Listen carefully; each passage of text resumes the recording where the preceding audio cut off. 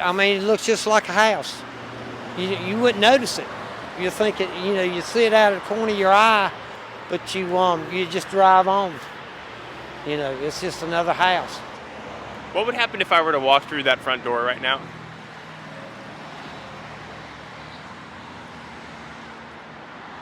You'd probably run into a brick wall.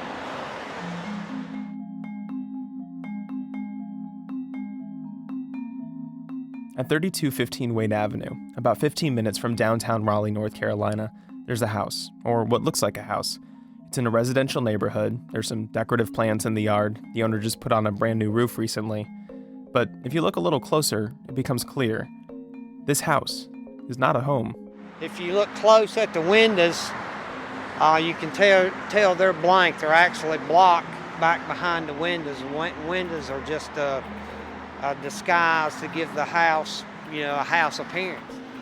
And then you can tell that part of the ventilation system is built into the roof on this porch here. We've got lights on either side of the door, but they're just for decoration. What would happen if you were to put a key in the door? The key, there's not. Looks like the keys. Something's been put in there where you can't put a key into the door. These are locked. I mean, it looks like it's one solid door. And around back, the story's basically the same. Fake windows, a pretty standard AC unit. What you typically don't have, this is actually diesel fuel tank for the supply for the generator. Now, I know what you're thinking because I also have a Netflix account. Nuclear missile silo, meth lab, Cold War bunker. No, too easy. Ladies and gentlemen, the City of Raleigh Public Utilities Water Booster Pump Station. We've got 3 pumps in this pump station. They're different sizes, but they're basically used to maintain water pressure during the day. Basically, in order to keep the city's water pushing forward instead of backwards, uphill instead of downhill, you need booster pump stations like this. It's like that contraption on the Hot Wheels track that launches your cars through the loop-de-loops, only it's for your tap water. At max capacity, the station can pump 45 million gallons of water a day. That's enough water for a nice, high-pressure, 17-year-long shower. So, where exactly would the front door be in this house?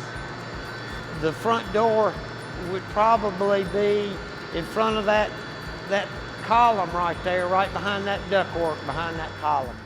There's a crane built into the ceiling. It can be controlled remotely using antennas outside. All in all, the city has about 20 pump stations. But Wade Avenue is the only one that looks like a house. Why?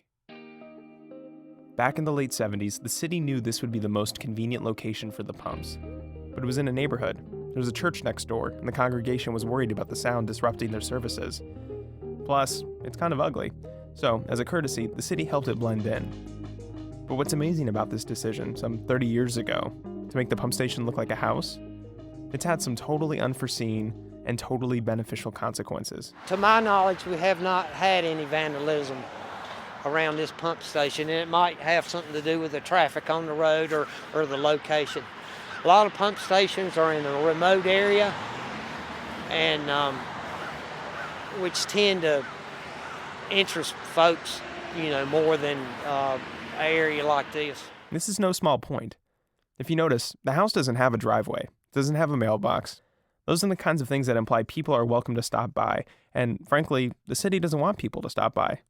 That's something no city wants. City of Virginia Beach, there are raw water pump stations located at Lake Gaston, and this looks like a big lake house. So I'm sure there's other places in the United States that are made to blend in to their surroundings. These pump stations dot the landscape of America. They're in Tampa, Florida, and Janesville, Wisconsin. In fact, the oldest ornamental water tower and pump station in the country are located in Louisville, Kentucky, and they are disguised in Greek architecture. And it's not just pump stations. There are electrical substations behind the facade of an office building, cell towers dressed up like cacti in the desert. When you think of the things the government typically tries to hide, the nuclear silos and the bomb shelters, of course you want to keep those out of the public eye. but the lengths to which the government will go to hide the infrastructure we genuinely could not live without, the water in our sinks, the electricity in our walls, that's really something else. And maybe it is just to keep the criminals and vandals away. Or maybe it's something much simpler. Just, this is the right thing to do. It's kind of nice to think that governments all across the country are being creative rather than just convenient. And whether by design or accident, some of it we'll never notice, probably to our own benefit.